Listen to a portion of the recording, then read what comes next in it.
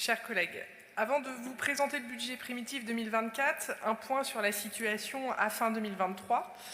L'épargne brute reste à un bon niveau, donc 51 millions d'euros, équivalent à 2022, avec donc une situation financière qui reste saine, malgré les contraintes externes fortes auxquelles nous faisons face. Fort de cette situation, nous avons fait le choix cette année de présenter à nouveau un budget qui tient le cap et qui tient nos engagements pris auprès des Lilloises et des Lillois. C'est d'abord assumer un haut niveau de service public avec des vrais efforts pour pouvoir soutenir nos agents face à l'inflation, la prime pouvoir d'achat versée au mois de janvier, l'augmentation de 400 € annuels bruts pour 86% des agents. Deuxième élément fort, pas d'augmentation des taux de fiscalité, la stabilité des tarifs des services municipaux et une volonté forte de répondre à l'urgence sociale et écologique auxquelles nous faisons face aujourd'hui. Nous n'avons pas attendu la mobilisation des agriculteurs pour prévoir dans ce budget 2 millions d'euros pour pouvoir garder le cap du bio et du local et absorber le choc de l'inflation sans toucher à la qualité des produits proposés aux enfants. Nous n'avons pas attendu la mobilisation des centres sociaux pour prévoir dans ce budget l'augmentation de nos subventions aux centres sociaux, aux crèches associatives, aux associations d'aide alimentaire pour pouvoir les soutenir face aux conséquences de l'inflation et notamment aux revalorisations des salaires. Nous n'avons pas attendu la mobilisation des enseignants pour en faire, depuis une dizaine d'années, plus d'une dizaine d'années, le premier poste de dépenses de la ville. C'est 22% de nos dépenses de fonctionnement. Vous pouvez remettre le PowerPoint avec les camemberts.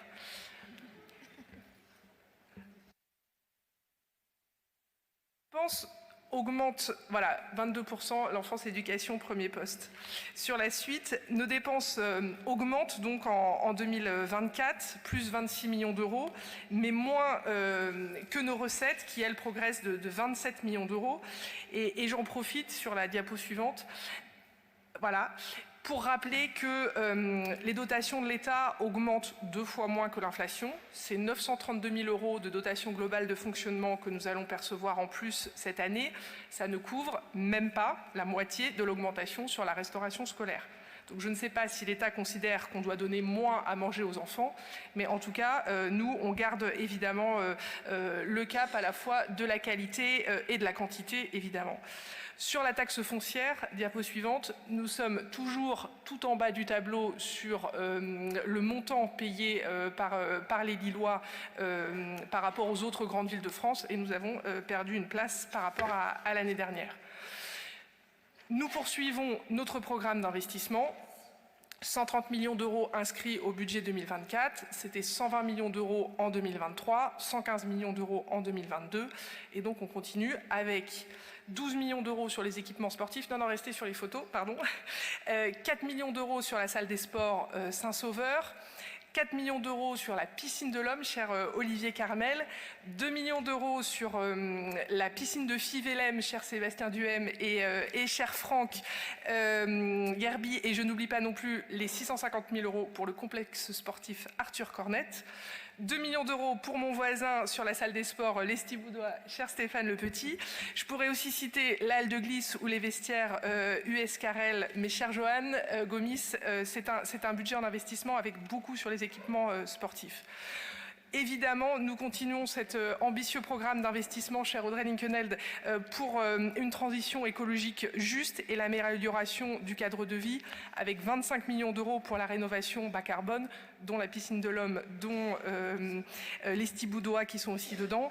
Et chère Sylviane Delacroix, 3,7 millions d'euros pour l'achèvement de l'agenda de l'accessibilité programmée qui se termine donc en 2024 et pour lequel nous finissons un certain nombre d'opérations. Je continue avec le petit schéma qui, sur la diapo suivante, voilà, permet de présenter notre épargne brute, donc 440 millions d'euros de recettes de fonctionnement, moins 409 millions de dépenses de fonctionnement. Ça nous fait une épargne brute de 31 millions d'euros, avec laquelle nous remboursons notre dette à hauteur de 30 millions, donc un budget toujours sur le fil, puisque nous avons une épargne nette vraiment très très faible, proche de zéro, enfin moins d'1 million d'euros, qui, avec nos dépenses d'investissement, nous sert à financer, avec nos recettes d'investissement, nous sert à financer nos dépenses d'investissement. Et donc, nous devons recourir à l'emprunt pour pouvoir garder ce niveau de dépenses d'investissement. Avec, sur la diapo suivante, voilà, l'évolution de l'encours de dette. Cela fait plus de 10 ans que la ville se désendette. Nous étions à fin 2022 à 339 millions. On est remonté un petit peu à fin 2023 à 347 millions. La projection, c'est de remonter encore à 357 millions. Mais le fait de recourir davantage à l'emprunt n'empêche pas de conserver une trajectoire financière soutenable avec... un niveau de dette à fin 2024 qui sera encore en dessous de celui de 2019 et une capacité de désendettement projetée à, selon si on compte ou pas les cessions, 8,5 ou 8,7 ans à la fin de l'année 2024. Donc nous tenons le cap, la trajectoire financière reste bonne et surtout nous maintenons le service public et nous préservons le pouvoir de vivre des Lillois. Pour terminer, un mot sur le budget climatique qui nous tient toujours très à cœur et qui est un véritable outil d'analyse pour lequel je voudrais vraiment remercier les services qui se sont mobilisés pour pouvoir cette année encore le sortir. Donc sur le budget climatique, dire que nous gardons la priorité sur la diapo suivante, à la fois en fonctionnement, nous progressons sur le volume de dépenses réalisées liées prévues au budget sur les catégories favorables et très favorables, mais avec un effet de l'inflation qui vient perturber nos analyses puisque les dépenses d'électricité ont baissé. On a moins d'électricité, moins de fluides qui sont prévus dans ce budget. Et donc, comme on achète de l'électricité verte, ça vient baisser nos dépenses défavorables. Donc l'analyse est un peu biaisée en fonctionnement. En investissement, en revanche, elle est beaucoup plus pertinente. Et là, on voit qu'on continue à investir massivement sur des dépenses favorables et très favorables. Et on baisse nos dépenses en défavorables. Donc on continue à être sur la bonne trajectoire sur le budget climatique. Voilà ce que je voulais dire pour ce budget. En conclusion, les engagements sont tenus, la trajectoire financière reste soutenable et on continue comme ça.